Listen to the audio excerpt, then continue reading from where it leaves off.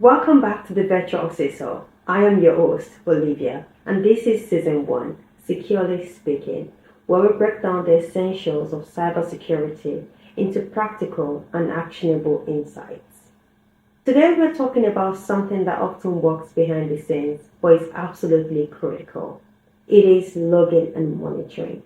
Think of it as the eyes and ears of your security posture. Without it, you're flying blind. Now, let's explore how you can turn raw data into actionable intelligence and how proper monitoring can help you detect, respond, and even prevent security incidents. So, why does logging and monitoring matter? Imagine this. A breach happens. How do you know what was accessed, when, by whom, and how? Without logs, you're just guessing. Logging is about recording events across your systems, networks, and applications. It's not enough for you to just log. Logging without monitoring doesn't mean anything. Together, they form the backbone of incident detection and response. Fun fact: according to IBM Cost of Data Breach Report, companies with strong monitoring programs detect breaches over 50% faster than those without. Time is money and reputation. So, what should you log and monitor? As an organization, you can have different use cases defined. However, at the minimum, you should ensure that you log authentication events, which includes the login, logout, failed attempts.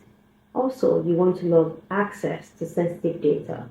You want to log change to configuration or permissions, network traffic anomalies, system errors, and crashes.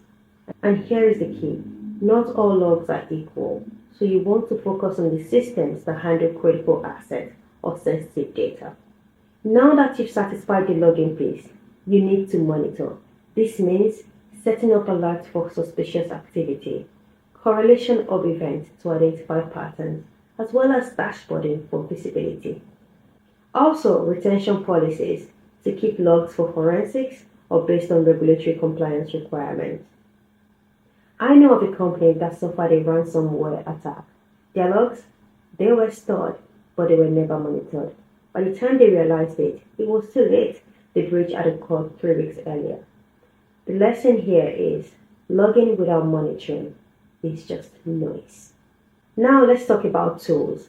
For most organizations, a SIEM, which is Security Information and Event Management System, is the centerpiece. And you do have popular SIEM like Splunk, Log Reading, Microsoft Sentinel, QRadar, and so on. The SIEM tool helps to ingest log from various sources, correlate events, trigger alerts, and provide dashboard and report. You do have other EDR solutions, that is endpoint detection and response, as well as cloud-native logging from cloud providers such as AWS CloudTrail or Azure Monitor. Remember, start with what matters. Monitor domain controllers, firewalls, and your cloud services first.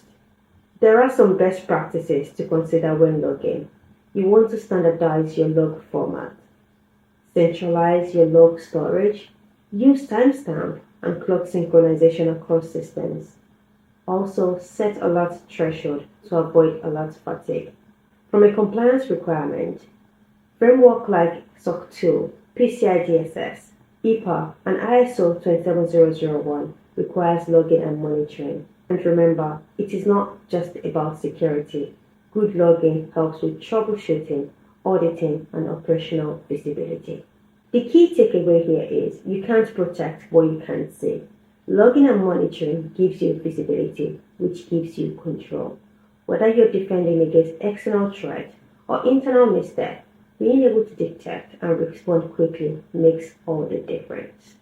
As always, thank you for joining me on the Virtual CISO.